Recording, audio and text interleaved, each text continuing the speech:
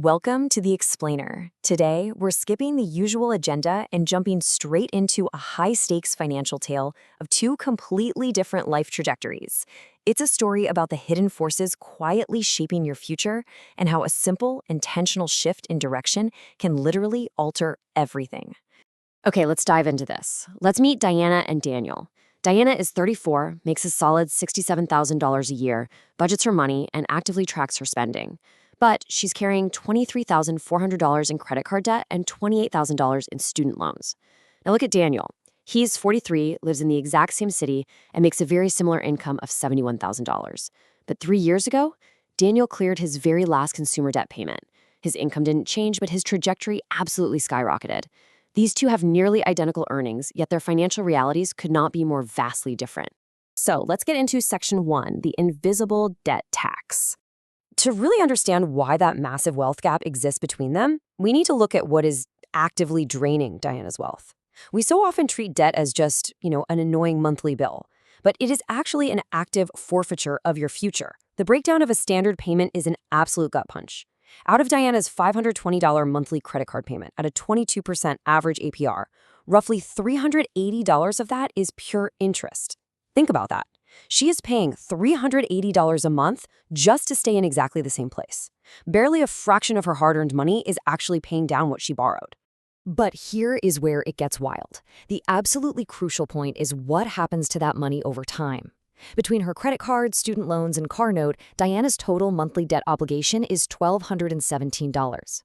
If she took that exact same $1,217 and invested it into a basic S&P 500 index fund, earning an 8% historical average, in 20 years, she'd have $716,000.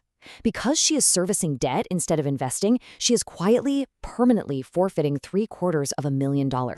And honestly, that forfeiture is before we even factor in the literal cost of the debt itself. At her current pace, Diana is going to hand over $26,100 in sheer interest before her accounts are finally cleared. Think about what $26,100 actually represents in the real world. That's enough to fully fund a Roth IRA for 3 straight years, or act as the seed capital for a small business. It's not just a bank fee, it's opportunity, just gone before it ever had a chance to materialize. Which brings us to a concept you absolutely have to memorize: the debt tax. It isn't just the interest rate you see when you log into your account. The debt tax is the compounding future value of every single dollar that leaves your account in interest payments instead of investment contributions. It is a permanent, invisible economic reality. And because it's invisible, most people completely fail to calculate it. Moving on to Section 2, the brain on debt. Because the debt tax doesn't just drain your bank account, it fundamentally alters how your mind operates. There was a fascinating 2019 study published in the Proceedings of the National Academy of Sciences that tracked people before and after their debts were completely eliminated. The result? A massive 25 percentage point drop in clinical anxiety symptoms the exact moment those debts were cleared. Your brain literally processes debt as an open, active threat. It sits right there in the background, constantly draining your cognitive resources. For Diana, it means she has to filter every single career decision through one silent, panicked question: can I still cover my payments? She can't take a job with better long-term upside but a lower base salary because she has to make those payments. It actively impedes higher-order career and risk planning. And it goes way beyond mental bandwidth. Researchers at Northwestern University found that carrying a high debt-to-asset ratio directly correlates with higher blood pressure and measurably worse health outcomes. The debt tax is not a metaphor. It is a literal physiological burden on the human body. All right, Section 3, the debt payoff roadmap. Let's talk about how to fix this. So, how do we actually lift that burden? Let's look at the concrete path Daniel took to absolutely obliterate his $41,000 in consumer debt. The first step is picking your weapon. We essentially have 2 main strategies. The debt avalanche attacks, the highest interest rate first. Daniel used this, and it mathematically saved him about $4,300 in interest. The alternative is the debt snowball, where you attack the smallest balance first for those quick psychological wins. So, which is better? The truth is, the best method is simply whichever one you will actually finish. If Avalanche stalls out for you, switch to Snowball. Just keep attacking. And this brilliantly illustrates why urgency matters. If we look at Diana's $23,400 credit card debt, paying only the minimums keeps her trapped for 9 years, paying $21,000 in interest. But by finding just an extra $200 a month to throw at it, she slashes her payoff time to 3 years and drops the total interest paid all the way down to $6,000. Finding that extra $200 is the literal difference between a devastating $21,000 tax and a manageable $6,001. Which leads us to Section 4, the wealth building sequence.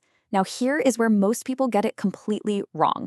What happens on the exact day that last payment clears? If you don't have a plan, that newly freed up cash flow quietly becomes better takeout food and streaming upgrades. You need a destination for that money before the final account closes. Here is Daniel's highly intentional sequence. When he finished paying off his debt, he suddenly had $1,340 in freed monthly cash flow. He didn't just guess what to do next. Step 1, he paused and built a 6-month emergency fund so he'd never go back into debt. Step 2, he grabbed his full 401k employer match, which is a guaranteed 50% return before the market even opens. Step 3, he maxed out his Roth IRA for tax-free growth. Step 4, he pushed to max his 401k. And finally, Step 5, anything left over went straight into a taxable brokerage. Remember that cognitive drain we talked about earlier? Once Daniel deployed this system, the floor of his survival costs dropped, and his ceiling of opportunity immediately rose. Just 18 months after clearing his debt, he had the mental and financial freedom to make a lateral job move for better equity.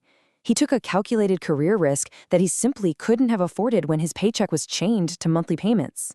So what does this actually look like down the road? By year 1, Diana and Daniel look identical from the outside. But by year 10, because Daniel's money is compounding for him instead of against him, he has a $200,000 lead. By year 20, that gap explodes into a dramatic chasm of over $500,000.